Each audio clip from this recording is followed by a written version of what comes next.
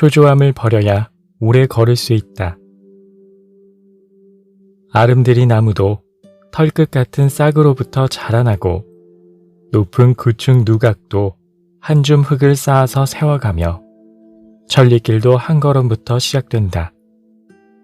도덕경 제64장. 도덕경 제64장에서 노자는 아름드리 나무도 털끝 같은 싹으로부터 자라나고 높은 구층 누각도 한 줌 흙이 쌓여서 세워지며 천리길도 한 걸음부터 시작된다 라고 말합니다. 작은 싹, 한 줌 흙, 한 걸음은 그 자체로는 하잘것 없어 보입니다. 그런데 하루가 이틀이 되고 열흘이 되고 수년에 이르면 싹은 제법 나무의 태를 갖추고 한 줌 흙은 구층 누각의 무게를 견뎌낼 만큼 단단한 터가 됩니다. 그리고 한 걸음씩 걸어온 길은 어느새 수백 리에 다다릅니다. 어떤 일을 할 때 가장 가파른 성장을 보이는 구간은 초반입니다. 외워야 할 내용, 주의해야 할 점, 섬세하게 다뤄야 할 것, 힘을 주어야 할 순간 등 익히고 배우는 모든 것들이 성장의 발판이 됩니다. 그렇게 가파른 성장 곡선을 타고 기초를 다지고 나면 정체기가 찾아옵니다. 어떤 일이든 마찬가지입니다. 끝없이 발전할 것만 같지만 눈에 보이는 성과는 점점 줄어듭니다. 그때 가장 먼저 찾아드는 감정은 바로 초조함입니다. 노력에 비해 이루는 것이 없다는 생각은 사람을 조급하게 만듭니다. 하지만 어제보다 나아진 것 하나 없는 오늘인 것 같아도 초조해야 할 이유가 없습니다. 성장 곡선은 계단형이기 때문입니다. 수평으로 이어지는 구간을 잘 견뎌내면 어느 순간 응집된 노력이 만개하여 직각으로 뻗어 올라가는 것입니다. 초조함을 버릴 때 성장할 수 있다. 어제와 같은 오늘, 그리고 별반 다를 것 같지 않은 내일을 살아가는 것처럼 느껴질 때가 있습니다. 지금의 노력이 연기처럼 사라져버릴지도 모른다는 불안감을 아는 채 말입니다. 맞습니다. 한 줌 흙에 한 줌을 더한다고 해서 큰 변화가 일어나지 않습니다. 하지만 그 작은 일을 꾸준히 하는 사람만이 다음 계단을 오를 수 있다는 사실을 깨달아야 합니다. 꾸준히 앞으로 나아가기 위해서 버려야 할 것은 초조함입니다. 요즘 사람들은 인플루언서 타이틀처럼 단기간에 부와 명예를 얻는 일에 열광합니다. 소비되는 콘텐츠의 길이는 점점 짧아지고 아무리 유명한 가수의 노래도 나오기가 무섭게 음원 순위에서 사라집니다. 이런 흐름은 책을 대하는 사람들의 마음가짐도 바꿔놓았습니다. 가장 최근에 발표된 국민 독서 실태 조사의 결과를 보면 우리나라 성인 10명 중 7명은 1년에 단 한 권의 책도 읽지 않는 것으로 나타났습니다. 사람들은 더 이상 문장을 음미하며 책장을 넘기는 일에 관심을 두지 않습니다. 뭐든 빠르게 소비하고 당장 손에 잡히는 결과만을 쫓고 있습니다. 하지만 조각난 정보에 매몰된 채 정신없이 내달려서는 진짜 성장을 이룰 수 없습니다. 초조함을 버리고 책장 속 문장을 되새기며 읽는 진중함이 필요합니다. 그렇게 책을 한 장씩 넘기며 마지막 장에 이르렀을 때 비로소 다음 계단에 오를 수 있는 것입니다. 어제와 같은 오늘, 그리고 내일을 살아가도 괜찮습니다. 진짜 성공은 보통의 일상을 지치지 않고 살아가는 이에게 주어지는 선물이기 때문입니다. 삶에서 실천하는 덜어내기. 아이가 비장한 표정을 지으며 말합니다. 아빠, 내가 하는 거 잘 봐. 그러더니 눈앞의 계단을 향해 성큼 뛰어오릅니다. 그런데 생각보다 계단이 높았던지 아이는 그만 균형을 잃고 넘어졌습니다. 아이는 눈물을 훔치며 이야기합니다. 한 번에 3계단까지 오를 수 있었는데. 한 발에 3계단. 아이에겐 조금 무리였습니다. 그래서 아이를 다독이며 말해줍니다. 딸, 한 번에 1계단씩 꼭꼭 밟으면서 오르면 아빠처럼 튼튼해져. 그러자 아이는 바지를 털고 일어서더니 냉큼 2계단을 뛰어오르며 말합니다. 나한텐 2계단이 딱이야. 때론 짧은 다리로 더 높이 뛰어오르려고 아등바등합니다. 그럴 때마다 균형을 잃고 쓰러져 여기저기 생채기가 남습니다. 이제는 1계단씩 오르는 꾸준함이 더 값지다는 것을 압니다. 인생은 단거리 경주가 아닙니다. 눈앞에 보이는 결승점은 인생에서 수없이 지나야 할 경유지 중 한 곳일 뿐입니다. 그러니 한 번에 1계단씩 오르며 되도록 멀리 봐야 합니다. 그래도 잠깐의 여흥이 필요하다면 마음 놓고 뛰어오를 수 있는 2계단이면 족합니다.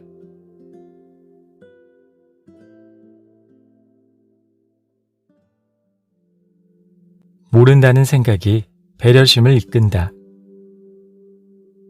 진실로 도를 터득한 사람은 친할 수도 없고 멀리할 수도 없으며 이롭게 할 수도 없고 해롭게 할 수도 없다. 도덕경 제56장. 도덕경 제56장에서 노자는 진실로 도를 터득한 사람은 친할 수도 없고 멀리할 수도 없다 라고 말합니다. 이 말에는 어떻게 하면 좋은 관계를 유지할 수 있는가 라는 물음에 대한 답이 들어있습니다. 관계를 잘 이어가기 위해서는 적절한 거리가 필요합니다. 처음에 배려하던 마음은 어느새 편안함이 되고 편안함은 익숙함이라는 이름 아래 무례함이 되어갑니다.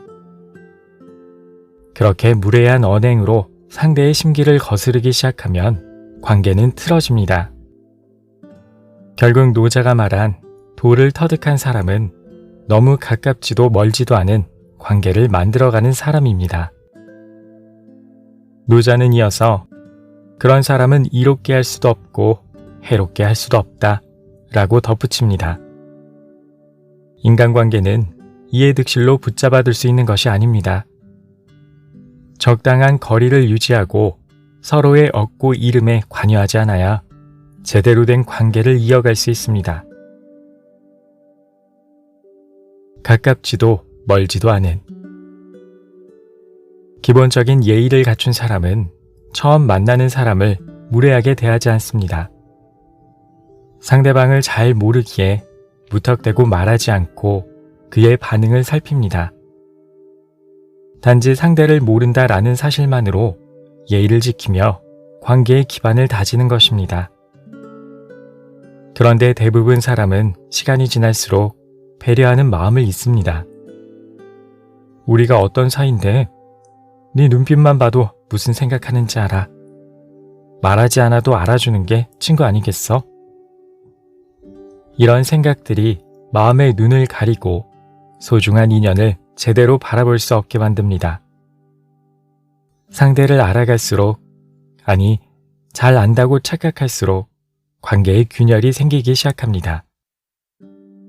만약 절친했던 사이가 하루아침에 틀어진다면 상대방을 원망하는 대신 자기 행동을 되돌아봐야 합니다.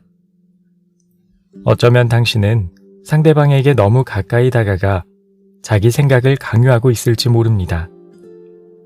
이제 손을 뻗어 상대와의 거리를 가늠해 보십시오. 혹여 둘 사이가 너무 가깝다면 한 걸음 물러나야 합니다. 편안함이 선을 넘어 무례함이 되지 않도록 말입니다. 몇 년 전 TV에 방영된 단막극 딱밤 한 대가 이별에 미치는 영향의 여자 주인공은 3년 연애의 마침표를 찍으며 남자 주인공에게 이런 말을 합니다. 넌 딱밤을 너무 세게 때려. 여자에게는 단순한 딱밤 한 대가 아니었습니다. 남자의 웃음소리와 함께 아려오는 이마를 붙잡고 여자는 생각에 잠깁니다. 그리고 남자에게 되묻습니다. 누가 사랑하는 여자 딱밤을 그렇게 세게 때려? 내가 장담하는데 사랑하면 봐주고 싶어. 그렇게 여자는 가슴에 담아둔 이야기를 쏟아낸 뒤 남자에게 헤어지자고 말합니다. 그동안 사랑하는 사람에게 배려받지 못했다는 서운함이 딱밤 한 대로 폭발한 것입니다. 남자는 3년이라는 시간 동안 서로를 잘 안다고 착각하며 사랑하는 사람의 마음에 생채기를 내고 있었습니다. 소중한 사람일수록 아는 것보다 모르는 게 많다고 여겨야 합니다. 만약 마주한 상대가 사소한 이유로 화를 낸다는 생각이 든다면 지금까지 알던 상대의 모습을 잊어야 합니다. 상대를 모른다 라고 생각하는 순간 서로를 배려하던 시절을 떠올리게 될 테니 말입니다. 삶에서 실천하는 덜어내기. 여보, 이번 주 어머니 생신인데 저녁 뭐 사드릴까? 아내의 말에 잠시 고민합니다. 그리고 이내 대답합니다. 고기면 되지 뭐. 나의 성의 없는 대답에 아내가 재차 말합니다. 여보, 어머니 고기 안 좋아하시잖아. 지난번에 묵무침 잘 드시던데 이번엔 묵요리하는 곳으로 알아봐. 순간 어머니가 고기를 안 좋아하셨나? 라는 생각이 듭니다. 40년을 넘게 아들로 살아오면서 어머니가 무엇을 좋아하는지 제대로 알지 못했던 겁니다. 가까운 사람을 잘 안다고 자부하는 것은 큰 착각입니다. 가족이라는 이름으로 자주 얼굴을 맞대더라도 그의 좋아하는 음식, 즐겨 듣는 노래, 선호하는 색상 등을 정확하게 알려고 노력해야 합니다. 소중한 인연과 오래도록 함께하기 위해서는 그 사람을 더 알아야 합니다. 그리고 그 시작은 상대를 안다는 착각에서 벗어나는 일입니다.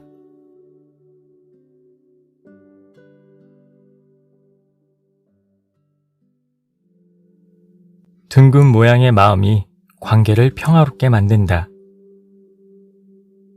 날카로움을 무디게 하여 둥글게 한다. 도덕경 제56장. 노자는 도덕경 제56장에서 날카로움을 무디게 하여 둥글게 한다 라고 말합니다. 땅이 흔들려 산이 갈라지면 날카로운 절벽이 만들어집니다. 그리고 절벽은 오랜 세월 풍파를 맞으며 조금씩 마모되어 갑니다. 그렇게 까마득한 시간이 흘러 날카롭던 절벽은 다시 완만한 산을 이룹니다. 노자가 따르고자 했던 자연의 이치도 날카로움을 무디게 만드는 법입니다. 우리의 삶도 날카롭게 벼리기만 해서는 오래 갈 수 없습니다. 불현듯 생겨난 날카로움을 잘 갈무리해서 무디게 만들어야 부러지지 않습니다. 무난 채로 살아가는 사람은 적이 많을 수밖에 없습니다. 남의 의견을 받아들이지 않고 반박만 하다가는 사소한 논쟁도 다툼으로 번지기 때문입니다. 그러니 자신의 날성 감정을 인간관계라는 디딤돌로 무디게 만들 필요가 있습니다. 다양한 사람을 만나봐야 다양한 생각을 알 수 있고 자신 또한 다양한 생각을 할 수 있습니다. 그렇게 자기만의 다듬돌을 만들어 가야 합니다. 모든 관계는 소중하다. 인간관계는 너무 많을 필요는 없지만 삶의 다양성을 깨닫기 위해서는 어느 정도 유지해야 합니다. 논어 수리편에는 모든 관계에서 배움을 얻을 수 있음을 알려주는 이야기가 실려 있습니다. 세 사람이 함께 길을 가면 그 중에 반드시 나의 스승이 있다. 그 가운데 나보다 나은 사람의 좋은 점을 따르고 나보다 못한 사람의 좋지 않은 점을 거울 삼아 바로잡는다. 이 말은 공자의 말로 주변의 모든 사람에게서 배울 수 있다는 의미입니다. 사실 저마다 타고난 본성을 있는 그대로 받아들이고자 했던 노자에게는 나은 사람, 못난 사람의 구분이 무의미합니다. 하지만 범인인 우리가 그러한 경지에 이르는 것은 어려운 일이라서 나은 사람, 못난 사람 구분 없이 배우고자 노력하는 것이 맞습니다. 그런 마음이라야 날카로운 자신을 조금씩 무디게 만들 수 있는 것입니다. 볼펜의 심 끝에는 지름이 매우 작은 금속 구슬이 박혀 있습니다. 그 작은 구슬이 종이 위를 구르며 잉크를 조금씩 새어 나오게 해 글씨를 쓸 수 있는 것입니다. 볼펜이 개발된 초창기에는 작은 크기의 금속 구슬을 만드는 기술이 비밀에 붙여져 몇몇 기업이 시장을 독점하고 있었습니다. 그런 와중에 한 기업에서 구슬을 만드는 데 성공했는데 그 방법은 이렇습니다. 먼저 금속 덩어리를 작은 크기로 가공한 뒤 철로 된 원통 안에 넣습니다. 그리고 통 안으로 바람을 집어넣어 금속이 날아다니며 벽면에 부딪히게 만듭니다. 금속은 수만 번 벽에 부딪히며 조금씩 마모되어 아주 작은 크기의 구슬로 변해갑니다. 단번에 작은 구슬을 만드는 것이 아니라 여러 번에 걸쳐 다듬는 방법을 고안한 것입니다. 인간관계의 문제는 평생 매달려도 해답을 찾기가 어렵습니다. 홀로 살아갈 수 없는 인생이기에 그 문제를 피하기만 할 수도 없습니다. 그러니 노자의 말처럼 자신의 날카로움을 무디게 하여 둥글게 만들기 위해 노력해야 합니다. 남을 바꿀 수 없다면 날선 자신을 누그러뜨려야 문제를 심각하게 만들지 않습니다. 그때가 되면 비로소 자신을 힘들게 하는 사람에게도 배울 점이 있다 라는 공자의 말을 깨달을 수 있게 됩니다. 그렇습니다. 미운 사람을 대하며 속상해하는 것보다 자신을 둥글게 만들어 배울 점을 찾는 것이 정신건강에 좋습니다. 삶에서 실천하는 덜어내기. 한산한 도로 위를 여유롭게 운행하고 있습니다. 그런데 갑자기 한 차량이 끼어듭니다. 급하게 속도를 줄여서 다행히 사고는 나지 않았지만 가슴이 뜨거워지고 화가 나기 시작합니다. 그리고 저도 모르게 입에서 거친 말이 터져 나옵니다. 누구나 한 번쯤 겪어봤을 상황입니다. 하지만 난폭운전에 대응하는 방식은 사람마다 다릅니다. 누군가는 별일 아닌 듯 넘기지만 누군가는 경적을 울리며 뒤따라가 보복운전을 하기도 합니다. 그런데 한번 화를 내기 시작하면 다음번에는 더 큰 화를 내게 됩니다. 처음엔 거친 말을 쏟다가 그 다음엔 경적을 울리고 그 다음엔 뒤쫓아가 보복운전을 합니다. 만약 같은 길을 이용해 출근하는 두 사람이 있다고 가정해 봅시다. 한 명은 되도록 화를 내지 않는 운전 습관을 가지고 있는 반면 다른 한 사람은 보복운전도 서슴지 않는 운전 습관을 가지고 있습니다. 그 둘의 아침 출근길은 어떤 모습일까요? 먼저 첫 번째 운전자는 매일 아침 출근길이 평화롭기만 합니다. 조금 위험한 상황이 생기더라도 진짜 사고가 나지 않는다면 평화롭기는 마찬가지입니다. 두 번째 운전자의 출근길은 날마다 악몽입니다. 도로 위의 차들은 언제든 돌변해 자신을 위협할 수 있는 흉기라서 한시도 마음이 편치 않습니다. 그리고 자칫 조금이라도 위험한 상황이 벌어지면 자기의 예상이 맞아 떨어졌다며 거침없이 욕설을 퍼붓습니다. 인간관계에서도 가슴에 화를 품기 시작하면 그냥 넘길 수 있는 일도 큰일이 되는 것입니다. 인생에서 작은 일은 결국 큰일이다. 큰일을 하려는 자는 그 작은 일부터 한다. 세상의 어려운 일은 반드시 쉬운 일에서부터 시작하고 세상의 큰 일은 반드시 작은 일에서부터 일어난다.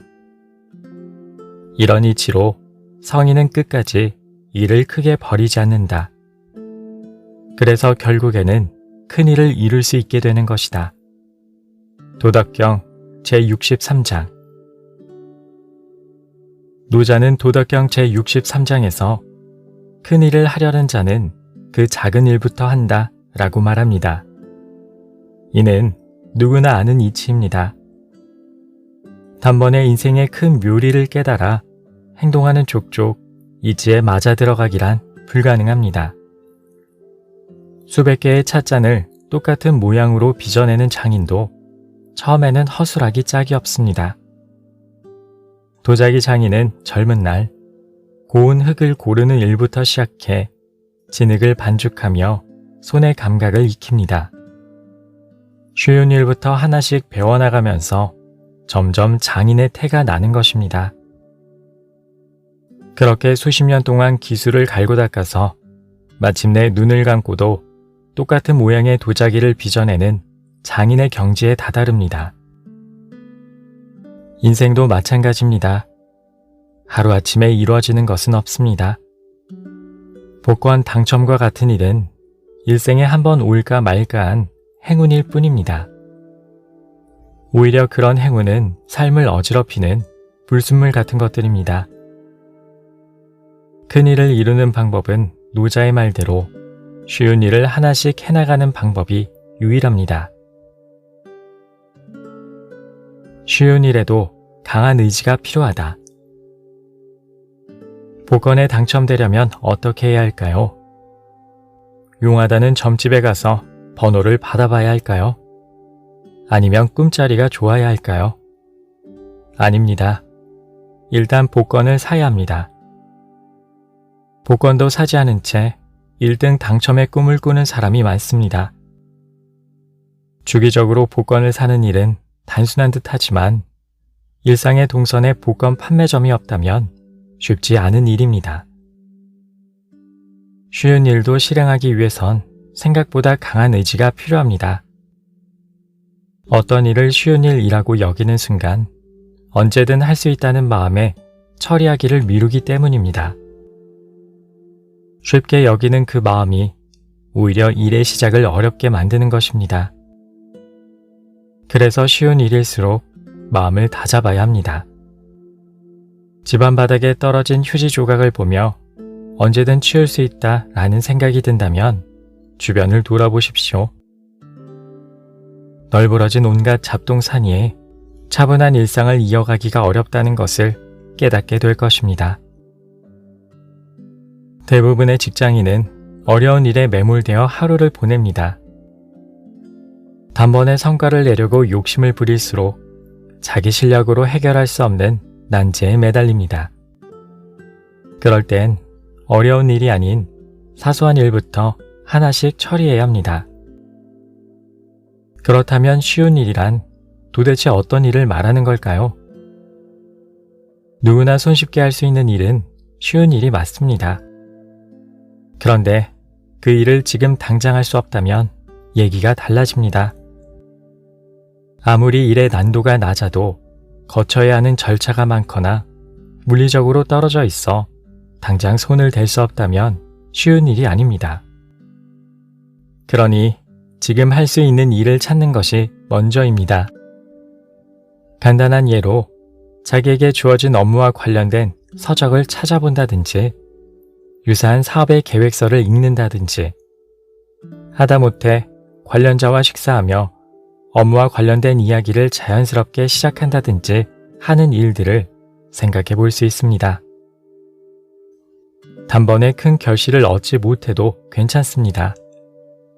지금 할 수 있는 일을 찾아 조금씩 해나가다 보면 언젠간 목표에 도달한 자신을 발견할 수 있습니다. 삶에서 실천하는 덜어내기. 장지오노가 지은 소설 나무를 심는 사람은 작은 일이 어떻게 큰 일을 이루는 기반이 되는지를 보여줍니다. 소설의 주인공 엘제아르 부피에는 50대 중순의 나이로 가족 없이 홀로 살고 있었습니다. 꼼꼼한 성격의 그는 황량했던 산에 나무를 심기 시작합니다. 3년간 무려 10만 그루의 도토리 나무를 심고 이어서 자작나무도 심었습니다.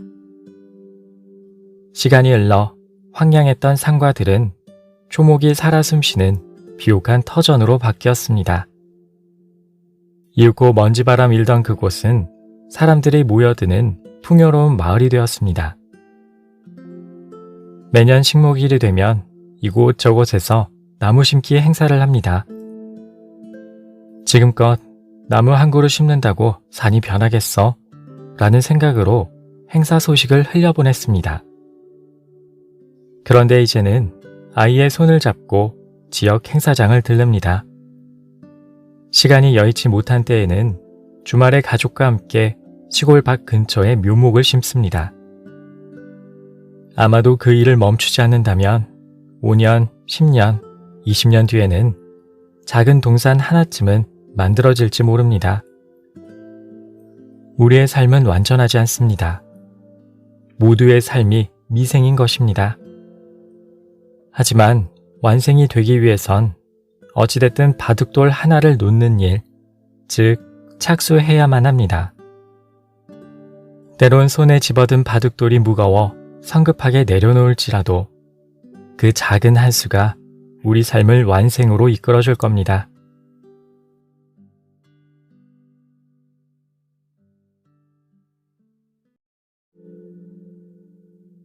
이름을 버려야 진짜가 보인다. 도를 도라고 말할 수 있다면 그것은 진정한 도가 아니다. 이름을 말로 설명할 수 있다면 그 또한 진정한 이름이 아니다. 도덕경 제1장. 노자는 만물을 다스리는 근본 원리를 도라고 칭했습니다. 그리고 자연 법칙에 따라 모든 것을 있는 그대로 받아들일 때 비로소 도의 경지에 다다를 수 있다고 수없이 강조합니다. 도덕경 제1장에서 노자는 도를 도라고 말할 수 있다면 그것은 진정한 도가 아니다. 이름을 말로 설명할 수 있다면 그 또한 진정한 이름이 아니다 라고 말합니다. 이는 어떤 묘리를 도라고 부르는 순간 그것은 도가 아니게 된다는 이야기입니다. 그리고 어떤 사물이나 현상에 이름을 붙이는 순간 그것의 진정한 의미가 사라진다는 것입니다. 그런데 성인이 아닌 우리가 짧은 인생에서 큰 도를 깨닫고 큰 이름을 얻기란 불가능에 가깝습니다. 노자의 깨달음을 실천하기 위한 현실적인 방법은 바로 이름을 버리는 것입니다. 눈앞에 한 송이 꽃을 상상해 봅시다. 장미입니다. 장미는 대개 꽃잎이 빨갛습니다. 그런데 지금 우리 눈앞에 있는 장미는 꽃잎이 노랗습니다. 장미라는 이름을 떠올리자 장미는 꽃잎이 빨갛다. 그러니 노란 꽃잎은 자연스럽지 못하다 라는 불편한 감정이 듭니다. 이렇듯 꽃에 이름을 붙이는 것은 아름다움을 보는 마음의 눈을 가리는 일입니다. 이번엔 눈앞의 꽃을 이름 없는 꽃으로 여기며 천천히 살펴봅시다. 이제야 비로소 순수한 아름다움을 머금고 있는 꽃을 제대로 바라볼 수 있게 됩니다. 아름답습니다. 노란 꽃 그 자체로 말입니다. 거기서 더 나아가 꽃이라는 이름을 지웁니다. 그러자 꽃잎, 줄기, 가시, 잎사귀와 같은 꽃의 형태는 더 이상 중요하지 않습니다. 그렇게 완전한 장미가 아니었던 꽃은 어느새 노란 빛을 머금은 아름다운 존재로 변합니다. 본질을 가리는 이름. 한 생명이 태어났습니다. 옴짝대는 손가락, 작은 입술, 보드라운 머리카락까지 부모는 작은 것 하나라도 놓칠세라 아기에게서 눈을 떼지 못합니다. 그리고 얼마 지나지 않아 아기에게는 이름이 생깁니다. 그저 사랑스러운 생명체였던 아기는 이제 자신만의 이름으로 불리기 시작합니다. 사람뿐 아니라 우리가 알고 있는 만물과 현상에는 고유의 성질을 구분하기 위한 이름이 있습니다. 물론 그 이름은 타고난 것이 아닌 누군가가 붙여준 것입니다. 이름은 빠르고 정확하게 의미를 전달하는 효과적인 수단입니다. 망치가 필요한 상황에서 목재로 된 손잡이에 단단한 쇠뭉치를 이어붙인 것이라고 표현할 사람은 아무도 없습니다. 이름은 한 글자만 집어넣어도 단어가 자동 완성되는 검색 프로그램처럼 상황을 빠르게 정리해줍니다. 그런데 때론 이름을 부르기 시작하자 그 대상이 지닌 고유의 의미를 되새길 기회를 잃어버린 것은 아닌가? 라는 의구심이 들기도 합니다. 아이에게 이름을 지어주던 순간이 기억납니다. 소중한 존재의 이름을 부르는 것만으로도 가슴이 벅차오릅니다. 그런데 아이가 한 살 한 살 먹어가며 이름은 그저 아이를 불러 세우기 위한 하나의 수단이 되어갑니다. 이름으로 명확하게 규정된 존재일수록 자주 이름을 잊고 소중함의 이유를 되새겨야 합니다. 그래서 오늘은 아이의 이름이 아닌 우리 아가 라는 호칭을 사용합니다. 그렇게 이름보다는 아이의 눈동자, 입술, 작은 음성, 경쾌한 발걸음에 집중합니다. 아름답고 소중한 나의 분신인 아이의 모든 것이 사랑스럽게 느껴집니다. 아이는 태어난 순간부터 지금까지 그대로였습니다. 그러니 마음의 눈을 가리고 있던 이름을 지운다면 언제든 아이의 소중함을 되새길 수 있습니다. 삶에서 실천하는 덜어내기. 흔히 꼰대라고 불리는 기성세대는 자기 생각을 남에게 일방적으로 강요합니다. 나 때는 말이야 라는 말로 시작하는 대화 속에는 내 생각이 정답이라는 사고방식이 깊게 자리 잡고 있습니다.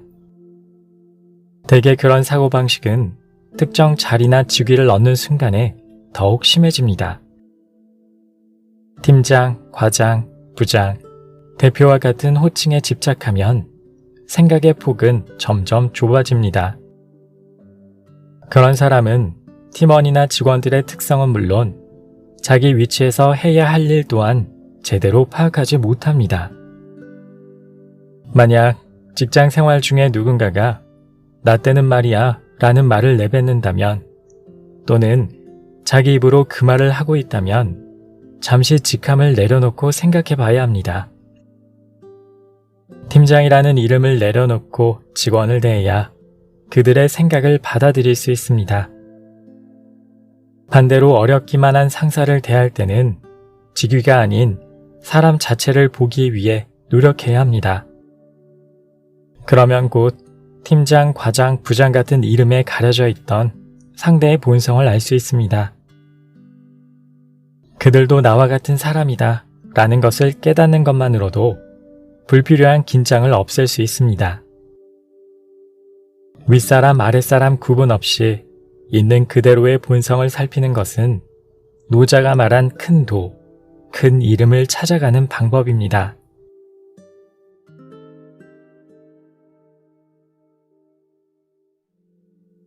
타고난 본성을 깨닫는 자가 현명하다. 남을 아는 자는 지혜롭지만 자신을 아는 자는 현명하다. 도덕경 제33장. 너 자신을 알라 라는 오래된 철학적 논제는 현대를 살아가는 우리에게도 꼭 필요한 주제입니다. 노자 또한 도덕경 제33장에서 남을 아는 자는 지혜롭지만 자신을 아는 자는 현명하다 라고 했습니다.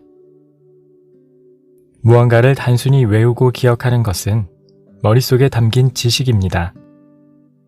그리고 그 지식을 활용해 현상의 이면을 들여다보고 삶의 다양성을 깨닫는 능력은 지혜입니다.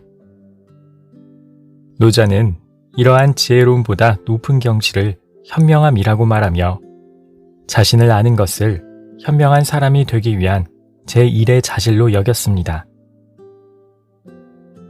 현명한 사람은 자연스럽다. 인생은 뜻대로 흘러가지 않습니다. 매 순간 고통뿐인 것만 같은 날도 부지기수입니다. 그럼에도 아침에 눈을 뜨고 잠들 때까지 어떻게든 살아내야 하는 것이 인생입니다. 그럼 인생을 흐르는 물과 같이 유연하고 자연스럽게 살아가려면 어떻게 해야 할까요? 현명한 사람, 즉 노자가 말한 자신을 아는 사람이 되면 됩니다. 남을 알기는 참 쉽습니다. 우리의 시선은 항상 외부를 향해 있기에 남을 관찰하는 것은 숨을 쉬는 것만큼이나 자연스럽습니다.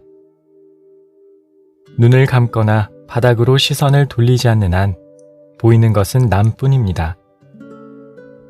그런데 무턱대고 남을 따라하거나 반대로 남을 무시하는 것은 노자가 말한 지혜가 아닙니다. 상대의 타고난 본성을 있는 그대로 바라보고 인정할 수 있어야 노자가 말한 지혜로운 사람이 될 수 있습니다. 남을 아는 지혜를 얻은 다음에는 마음의 눈을 자신에게로 돌려야 합니다. 마음을 고요하게 가라앉히고 자기의 타고난 본성을 하나씩 들여다봅시다. 남과의 헛된 비교로 어지럽게 흐트러진 본성의 조각을 하나씩 맞춰가는 겁니다. 그런 노력은 나에게 더 씌워진 허울을 걷어내는 힘이 됩니다. 그렇게 자신의 본성을 되찾을 때 온전한 나, 즉 자신을 아는 현명한 사람이 될 수 있습니다. 그런데 남과의 비교에서 벗어나 자기 본성을 깨닫는 과정은 생각처럼 쉽지 않습니다. 수시로 변하는 주변 환경과 그에 대응하는 마음가짐이 매번 달라지기 때문입니다. 그럴 땐 몸과 마음의 거리낌이 없는 자연스러움을 찾아야 합니다. 무언가를 판단하거나 행할 때 조금이라도 마음에 걸리는 것이 있다면 잠시 멈춰서서 생각해 봐야 합니다. 자신을 아는 현명함을 갖춘다면 인생은 더 이상 고통이 아닙니다. 인생의 고통은 대부분 비교에서 비롯됩니다. 자기가 가지지 못한 것을 부러워하고 남의 성공을 시기하며 초라한 자신을 자책할 때 삶은 고통이 됩니다. 인생의 고통은 남이 아닌 자신이 만드는 것임을 알아야 합니다. 결국 노자가 말한 현명한 사람이 되는 과정은 남을 알고 나를 알아 자연스러움을 찾아가는 여정입니다. 삶에서 실천하는 덜어내기. 노력하는 분야가 자기 재능과 맞아떨어져 남들보다 앞서는 경우가 있습니다. 의도했든 아니든 운이 좋은 경우라고 할 수 있습니다. 반면 열과 성을 다해도 좀처럼 발전이 없는 때도 있습니다. 장자 변무편에서는 오리 다리가 짧다 하여 그것을 길게 늘려주면 괴로울 것이요 학의 다리가 길다고 그것을 잘라주면 슬퍼할 것이다 라고 했습니다. 세상 만물은 각자 타고난 고유의 본성이 있으니 그것을 거스르는 것만큼 어리석은 일이 없는 것입니다. 만약 어떤 분야에 매진하는데 생각처럼 잘 풀리지 않는다면 자신의 타고난 본성을 거스르고 있지는 않은지 살펴봐야 합니다. 만약 오리의 다리를 길게 늘리거나 학의 다리를 짧게 자르는 정도의 고통을 수반하는 일이라면 당장 그만둬야 합니다. 모두가 효율적이라고 말하는 일 처리 방식이 과연 나에게 맞는지 생각해 봅니다. 또 정석이라는 자세가 과연 내 몸에 맞는지 생각해 봅니다. 그렇게 한 발 떨어져 자신을 관찰하고 자연스럽지 못한 부분을 찾을 수 있어야 합니다. 직장에는 분야별로 정리된 매뉴얼이 있기 마련입니다. 누군가의 연륜이 잘 녹아들어 배울 점이 많은 매뉴얼이 있는가 하면 오류투성인 것도 적지 않습니다. 그중 어느 것을 따라야 하는지 판단이 서지 않을 때 가장 먼저 고려해야 하는 것은 바로 편안함입니다. 업무 협의는 반드시 얼굴을 맞대고 해야 한다 라고 말하는 사람이 있습니다. 그런 사람은 자리에 앉아 모니터만 바라봐서는 답이 나오지 않는다고 생각합니다. 반면 글로 정리된 문서를 주고받으며 일하는 것을 편안해하는 사람이 있습니다. 이런 사람은 오히려 얼굴을 마주하고 이야기할 때 전할 말을 놓치기 쉽습니다. 그러니 저마다의 특성을 알지 못하는 한 어떤 방법이 더 좋다고 단정지어 말할 수 없습니다. 이렇듯 누군가가 말하는 방식을 무작정 따를 이유가 없습니다. 자신만의 길을 찾아 일상을 자연스러움으로 채울 때 나를 아는 현명한 사람에 가까워집니다.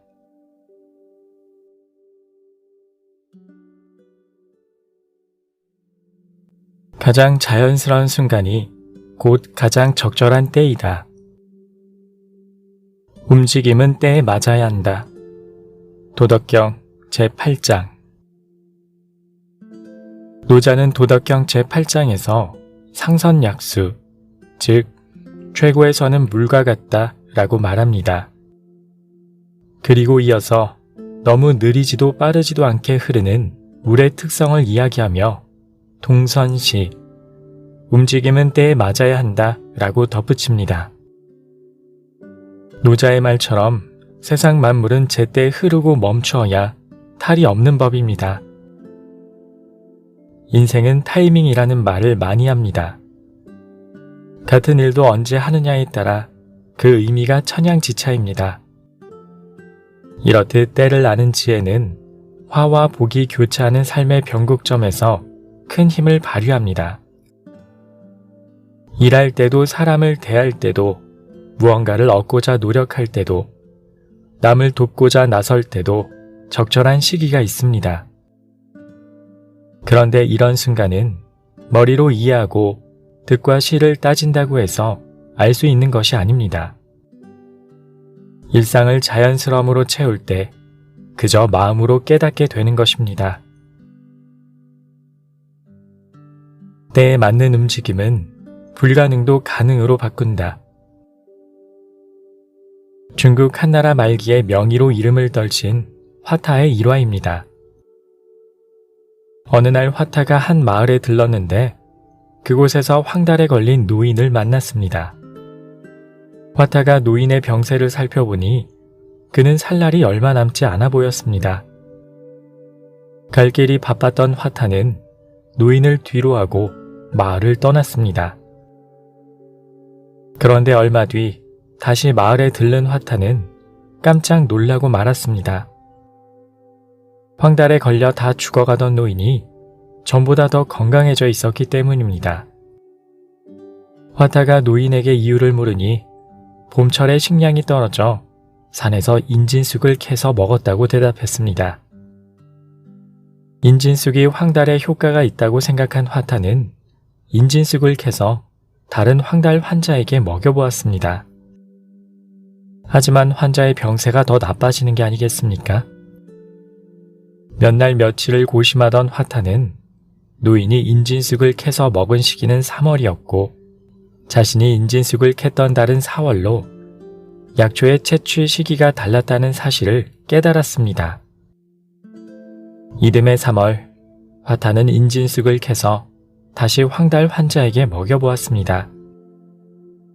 그러자 양분을 충분히 머금고 있던 인진쑥은 황달 치료에 큰 효과를 발휘했습니다. 이에 화타는 이런 말을 남겼습니다. 3월의 인진쑥은 명약이요 4월의 인진쑥은 불쏘시개로다. 명약으로 쓰이던 인진쑥은 한 달 사이에 불쏘시개로 변해버렸습니다. 약초마다 쓰임을 위한 적절한 때가 있습니다. 자연의 정기를 온전하게 머금을 수 있는 제철을 만나야만 비로소 약초로 불릴 수 있는 것입니다. 서두르지 말고 기다려야 할 때가 있고 주저하지 말고 행동에 나서야 할 때가 있습니다. 그런데 기다리느냐 움직이느냐 또는 그 중간에 서느냐의 판단이 절대 쉽진 않습니다. 하지만 불쏘시개를 약초로 만들기 위해서는 때를 알고 적절하게 움직이는 지혜가 필요합니다. 인진숙을 코앞에 두고 봐서는 주변을 살피지 못합니다. 그래서 지금이 알맞은 때인지 아닌지 알기 위해선 상황을 멀리 두고 봐야 합니다. 땅만 쳐다봐서는 계절의 변화를 알지 못합니다. 고개를 들어 나뭇가지에 핀 나뭇잎을 들여다보고 곤충과 새의 움직임을 살펴야 계절의 흐름을 느낄 수 있습니다. 그렇게 한 발 떨어져 숲을 볼 때 비로소 3월의 명약을 얻을 수 있습니다. 제철은 말 그대로 알맞은 시절입니다. 자연의 흐름을 몸과 마음으로 받아들이는 순간 인생의 제철을 맞이할 수 있습니다. 삶에서 실천하는 덜어내기. 어렸을 때 저는 고민보다는 항상 즐거움이 많았습니다. 온종일 놀이터에서 뛰어놀며 온몸이 땀으로 젖었던 날, 캠프장에서 아버지와 장작불을 쬐며 고구마를 구워 먹던 날, 좋아하는 만화 영화 속 주인공을 보며 가슴 뛰던 날처럼 말입니다. 시간이 가는 줄 모르고 즐기던 일도 어느 순간 추억이 됩니다. 모두 제철을 지나 그때의 즐거움이 지금의 즐거움이 아니게 된 것입니다. 누구나 마지막이 된 일들이 있을 것입니다. 마지막으로 놀이터에서 놀았던 날, 마지막으로 가족과 함께 캠핑을 떠난 날, 마지막으로 만화 영화를 본 날, 마지막으로 아버지가 목마를 태워준 날, 이제 더 이상 하지 않는 일들이 있습니다. 그런데 그 마지막을 선택한 이가 누구인가요? 맞습니다. 바로 자기 자신입니다. 그 시절 놀이터가 그립다면 손에 든 스마트폰을 내려놓고 동네 놀이터로 향하면 됩니다. 몸집이 커져 더 이상 그네를 탈 수 없더라도 마음만은 즐길 수 있습니다. 또 아침 이슬이 내린 숲속의 고요함이 그립다면 장비 몇 가지를 챙겨 들고 캠프장으로 떠나면 됩니다.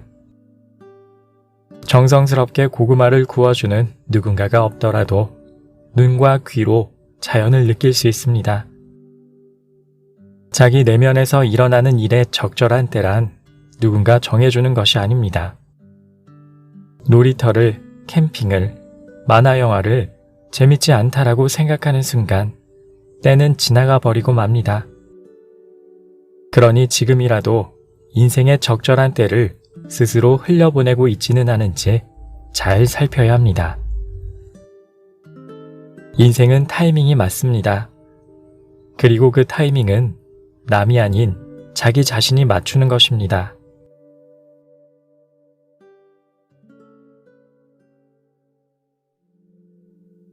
받는 기쁨보다 주는 기쁨을 느껴라. 무언가를 얻고 싶다면 반드시 먼저 내 것을 주어라. 도덕경 제36장. 노자는 도덕경 제36장에서 무언가를 얻고 싶다면 반드시 먼저 내 것을 주어라 라고 말합니다. 즉, 구하려는 마음 이전에 내어주는 마음이 먼저라는 것입니다. 간절히 바라는 것을 손에 넣었을 때 기쁘지 않을 사람은 없습니다. 열망하는 마음이 크면 클수록 기쁨은 커집니다. 그런데 무언가를 얻는 것으로 채워지는 기쁨은 그리 오래가지 않습니다. 택배가 도착하기 전까지의 설렘은 물건을 받아드는 순간 반감됩니다. 그리고 그 물건을 사용하기 시작하면 간절히 바라던 마음은 온데간데 없이 사라집니다. 반면 베푸는 기쁨은 두고두고 꺼내보아도 그때의 감정을 고스란히 느낄 수 있습니다. 마음을 담아 선물하는 일, 불편을 겪는 사람에게 친절을 베푸는 일, 고객에게 유용한 정보를 제공하는 일, 남의 고민을 들어주고 위로해주는 일 등 물건이든 감정이든 지식이든 자신의 것을 내어줄 때 느끼는 기쁨은 쉽게 사라지지 않습니다. 그리고 베푸는 기쁨은 자기 존재감을 증명하는 일이기도 합니다. 나로 인해 힘을 내고 성장하고 다시 일어나 걷는 상대를 보는 것은 상상만으로도 가슴이 벅찹니다. 그러니 인생에서 많이 느껴야 할 감정은 받는 기쁨이 아닌 주는 기쁨입니다. 자기 것을 내어주되 바라지 말라. 먼저 내 것을 주었는데 원하는 것을 얻지 못하면 어떤 기분이 들까요? 보통의 사람이라면 아쉬운 마음이 드는 것이 사실입니다. 때론 억울함을 참지 못하고 다툼이 벌어지기도 합니다. 그런데 대가를 기대하다가는 주는 기쁨을 온전하게 느낄 수 없습니다. 오래도록 되새길 수 있는 주는 기쁨은 자기 것을 내어주되 바라지 말아야 얻을 수 있습니다. 즉, 선물을 주고 친절을 베풀고 위로의 말을 건넬 때 되돌아올 무언가를 기대하지 않아야 한다는 뜻입니다. 하지만 대가 없이 선행을 베푸는 것은 정말 어려운 일입니다. 그런 대단한 일을 하는 사람을 천사라고 부르며 언론에서 보도할 정도이니 고된 일상을 살아가는 우리가 도달하기에는 어려운 경지입니다. 우리가 실천할 수 있는 현실적인 방법은 온전하게 내어줄 수 있는 영역을 조금씩 늘려가는 것입니다. 당신의 선물과 친절 그리고 위로는 상대에게 전해지면 그걸로 된 것입니다. 개울에 놓인 돌다리 앞에서 망설이고 있는 한 아이를 상상해 봅시다. 그때 어린아이에게 손을 내밀며 대가를 바랄 사람은 아무도 없습니다. 손을 뻗어 아이를 잡아주고 아이가 안전하게 개울을 건너기만을 바랄 뿐입니다. 주는 기쁨은 어린아이를 대하는 순수한 마음과도 같습니다. 그런 마음을 담은 손짓, 음성, 표정이 상대에게 전해져 모두의 기쁨이 되는 것입니다. 그렇게 대가 없이 마음을 전하다 보면 당신의 마음 또한 상대에게 오래도록 머물게 될 것입니다. 삶에서 실천하는 덜어내기. 이전에 지인으로부터 들은 이야기입니다. 어떤 사람이 로또 1등에 당첨되었는데 그 사람은 평소 친한 친구들에게 자기가 로또 1등에 당첨되면 1억씩 나눠주겠다 라는 말을 입버릇처럼 하고 다녔다고 합니다. 그런데 정작 1등에 당첨되니 약속을 지키기 위해 수억 원을 쓰는 게 배가 아팠습니다. 그래도 그 사람은 의리를 생각해서 친구들에게 1,000만 원씩을 주겠다고 말했습니다. 그런데 그 말을 들은 친구들은 단칼에 1,000만 원을 거절했습니다. 그리고 이렇게 말했습니다. 괜찮아 친구야. 1,000만 원은 받지 않을게. 로또에 당첨된 사람은 자신을 배려해주는 친구들의 말에 진심으로 감동했습니다. 그런데 감격의 순간도 잠시 친구들이 이어서 말했습니다. 아, 그리고 곧 소송장에 갈 거야. 처음 약속대로 1억을 받아야겠어. 주는 기쁨도 받는 기쁨도 모두 사라진 탐욕만 남은 이야기입니다.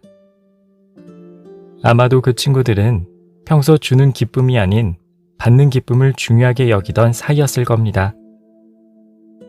만약 내가 로또에 당첨됐다면 선뜻 친구에게 1억을 줄 수 있었을까? 라고 자문해 봅니다. 쉽게 대답이 나오지 않는 것을 보면 아직 주는 기쁨을 온전하게 누리고 있지 못한 듯합니다. 지금껏 받는 기쁨에만 도취해 살아온 것은 아닌지 자신을 되돌아봅니다. 이제 바라는 마음을 버리고 주는 기쁨을 느끼고자 합니다. 그 마음이 로또 1등으로도 흐트러뜨릴 수 없는 인연을 만들어줄 테니 말입니다.